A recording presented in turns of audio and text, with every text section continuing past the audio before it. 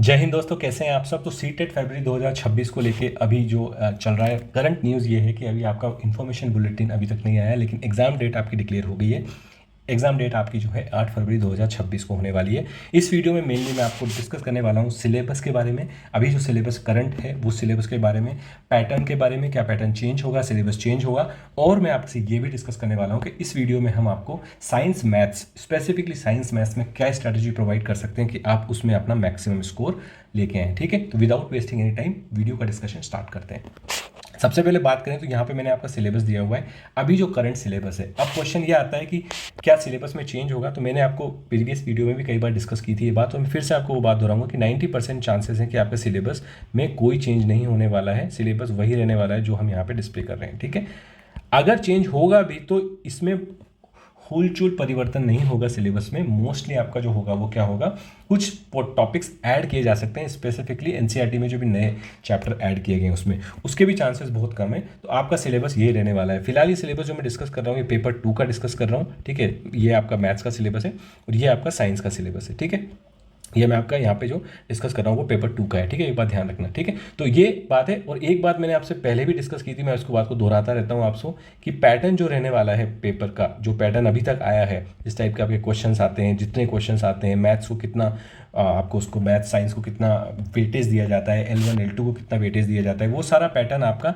Same रहने वाला है एटलीस्ट इस वाले एग्ज़ाम में। तो लेकिन ये भी चांसेस कंफर्म है कि ये पैटर्न लास्ट बार रहने वाला है ऐसा, इसके बाद पैटर्न चेंज हो सकता है। तो अगर अभी तक आपने सीटेट नहीं निकाली है तो ये आपके पास सिल्वर जुबली मौका है, आप सीटेट निकाल लें, क्योंकि इसकी लाइफ टाइम सर्टिफिकेशन होता है आपको। बाकी फिर आगे टेंशन लेने की जरूरत नहीं है। अगर पैटर्न चेंज होता है या नया सिलेबस आता है तो आपको फिर से आपकी जो तैयारी है फिर से करनी पड़ेगी, तो वो आपको कन्फ्यूजन ही क्रिएट करेगा। तो इसी पैटर्न पर एग्जाम होगा, तो आप इस पैटर्न पर निकाल दें। अगर न्यू इन्फॉर्मेशन बुलेटिन आता है और उसमें कुछ टॉपिक्स ऐड हुए तो वो हम डिस्कस करेंगे, लेकिन अभी तक जहाँ तक मोटा मोटा चांसेस है कि 90% आपका सिलेबस चेंज नहीं होगा। ठीक है, अब मैंने आपको प्रीवियस वीडियो में बताया था, डिस्कस किया था कि हम हमारे चैनल पे आपको क्या चीज़ देने वाले हैं। ठीक है, तो मैंने आपको बोला था मैं हमारे चैनल पे आपको प्रीवियस ईयर के जो आपके क्वेश्चन आंसर हैं, जो प्रीवियस ईयर के आपके जो क्वेश्चंस हैं स्पेशली मैथ्स और साइंस को लेके, उसमें हम आपको जो है पूरा 2019 से लेके 2024 तक जितने भी एग्ज़ाम हुए हैं, कई बार 2024 में 2 या 3 बार भी एग्ज़ाम हुए हैं, सारे पेपर्स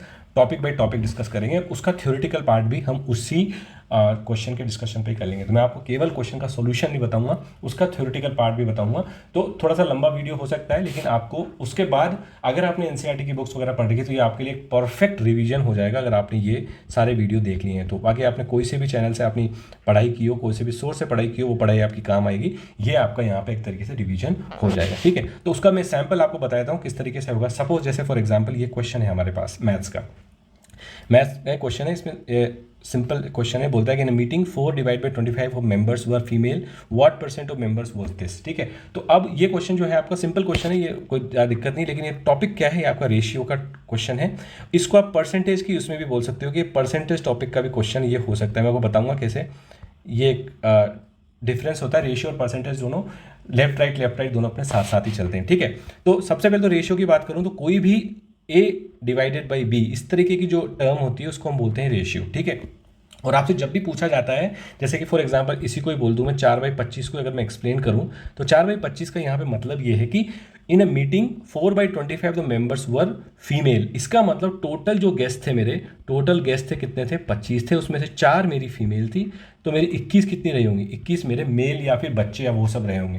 तो ये मेरा रेशियो को पढ़ने का एक तरीका होता है। जब भी मैं किसी रेशियो को पढ़ता हूँ तो जो नीचे नंबर होता है वो मेरा टोटल नंबर होता है, और ऊपर जो नंबर होता है वो मेरी उस चीज़ को डिफाइन करता है। कि जैसे यहाँ पे हमारा कह रहा है कि 4 फीमेल हैं और आपकी जो 21 हैं वो मेल या फिर किड्स या बच्चे या और तरीके के आपके जेंडर हो सकते हैं। ठीक है, अब आपसे पूछा क्या है, what percent of the members was this. आपको डायरेक्टली ये जो क्वेश्चन है वो रेशियो और परसेंटेज में इंटर रिलेशन है।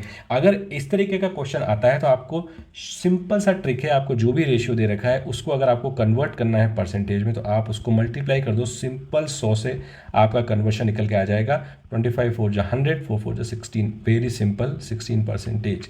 एक रेशियो को अगर आप 100 से मल्टीप्लाई कर देते हो आपका परसेंटेज में आंसर आ जाएगा। दैट्स ऑल, आपका आंसर हो जाएगा इसमें ऑप्शन नंबर 3। कुछ भी आपको सोचने की जरूरत नहीं है, क्वेश्चन तो 1 सेकंड में सॉल्व हो जाएगा, लेकिन मैंने आपको थोड़ा सा थ्योरेटिकल उसका एस्पेक्ट क्लियर कर दिया कि अगर क्वेश्चन में वेरिएशन आ गया तो आपको दिक्कत नहीं आए, आप समझो कि रेशियो होता क्या है और रेशियो और परसेंटेज में क्या रिलेशन होता है। ठीक है, अगर आपको रेशियो से परसेंटेज में जाना है तो आपको क्या कर देना है, इनटू मल्टीप्लाई कर देना है 100 से, और आपको अगर परसेंटेज से जाना है रेशियो में तो आपको डिवाइड कर देना है 100 से। बस यही एक रिलेशन होता है रेशियो और परसेंटेज में, बस ये ध्यान रखना है आपको, आपका क्वेश्चन इसमें हो जाएगा। और परसेंटेज रेशियो को समझते कैसे हैं, पढ़ते कैसे हैं, उसको इस तरीके से पढ़ते हैं, ये आपको ध्यान रखना है। ठीक है, ये एक सैम्पल हमने डिस्कस किया था मैथ्स का, इसी तरीके से हम पूरे 5 साल के पेपर डिस्कस करेंगे। तो आपको एक वीडियो में 10 क्वेश्चन 20 क्वेश्चन, या कोशिश करेंगे एक वीडियो में हम कवर भी कर लें पूरे 30 क्वेश्चन, तो वो आपको उसमें बात समझ में आ जाएगी।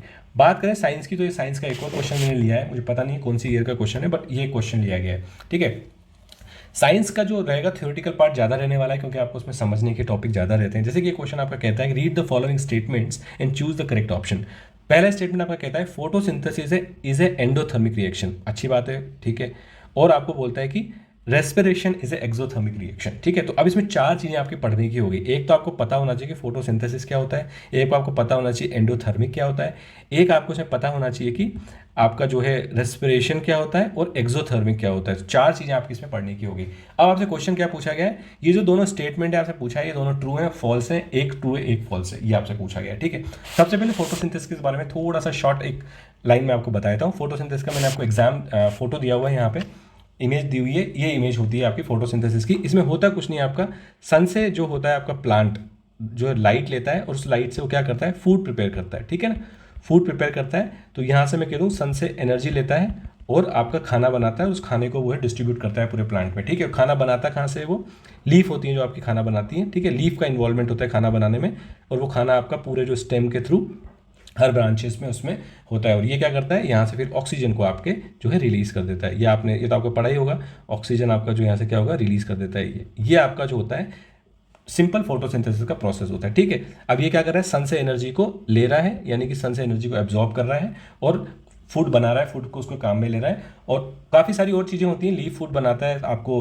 कार्बन डाइऑक्साइड की जरूरत पड़ती है, आपको क्लोरोफिल की जरूरत पड़ती है, और आपको सनलाइट की जरूरत पड़ती है। तीनों चीज़ों की जरूरत से आपका जो है एक लीफ के थ्रू फूड बनता है, फूड पूरे प्लांट में डिस्ट्रीब्यूट हो जाता है। उसके बाद बात करेंगे रेस्पिरेशन की। रेस्पिरेशन नथिंग बट सांस लेना, आप जो सांस लेते हो और सांस छोड़ते हो उस पूरे प्रोसेस को हम बोलते हैं रेस्पिरेशन। ये एक सिस्टम है जिसमें क्या कर रहे हो आप, इसमें आप ब्रीथ करते हो। ठीक है, आपने ब्रीथ किया और आपकी ब्रीथ जो है नीचे जाती है, और आपने यहाँ पे नीचे आपके जो भी अंदर आपकी रिएक्शन होती है, और उसके बाद आपकी एनर्जी जो है एनर्जी के फॉर्म में आपकी रिलीज हो जाती है। क्योंकि आप जब भी ब्रीथ करते हो तो उससे आपकी बॉडी क्या होती है, वार्म होती है। ठीक है, बॉडी वार्म होती है, अंदर आपका जो है रिलीज होती है एनर्जी, इससे आपकी बॉडी वार्म होती है, जो आपकी ऑक्सीजन पूरी बॉडी में रिलीज होती है। और आप जब एक्सेल करते हो तो आप क्या करते हो, अपनी कार्बन डाइऑक्साइड को छोड़ देते हो। ठीक है, तो बात समझ में आ गई। फोटोसिंथेसिस में हम क्या कर रहे हैं, इस तरह की प्रोसेस हो रही है, उसमें करें। अब बात करें ये एंडोथर्मिक और एक्सोथर्मिक क्या होता है, बस वहीं पे बात समझ में आ गई।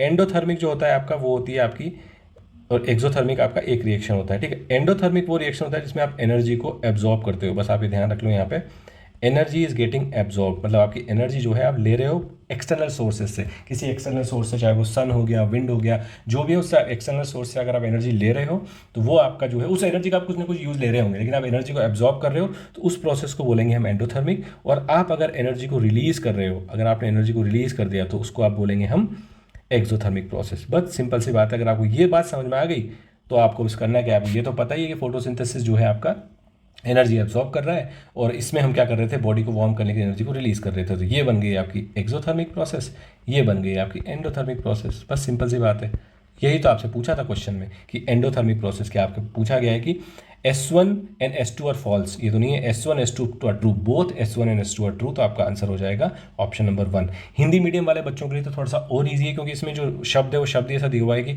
उष्मा शोषी अभिक्रिया है, मतलब उष्मा को वो लोग एब्जॉर्ब कर रहे हैं, और उष्मा क्षेपी अभिक्रिया है, मतलब उष्मा is nothing but another form of energy. Energy को हम हीट एनर्जी को हम उष्मा बोल देते हैं। ठीक है, तो आप हीट एनर्जी को रिलीज कर रहे हो, इसमें हीट एनर्जी को एब्जॉर्ब कर रहे हो, तो यहीं से आपको पता चल जाएगा कि ये क्या है, दोनों ही सही है। क्योंकि एब्जॉर्ब करते हो तो वो एंडोथर्मिक प्रोसेस होती है, और आप जब रिलीज करते हो तो वो एक्सोथर्मिक प्रोसेस होती है। ठीक है, तो आपको बात समझ में आ गई होगी। हमने समय लिया है इस क्वेश्चन में, इसीलिए मैंने आपको बताया कि यही पैटर्न हम फॉलो करने वाले हैं। जिन क्वेश्चंस में थ्योरेटिकल पार्ट थोड़ा ज़्यादा होगा उसमें समय लेंगे, तो आपका उस वो क्वेश्चन भी सॉल्व हो जाएगा, और आपको उस क्वेश्चन के आसपास का फंडामेंटल कॉन्सेप्ट भी समझ में आ जाएगा। इसी तरीके से हम मैथ्स के कंप्लीट 5 साल के सोल्यूशन करने वाले हैं।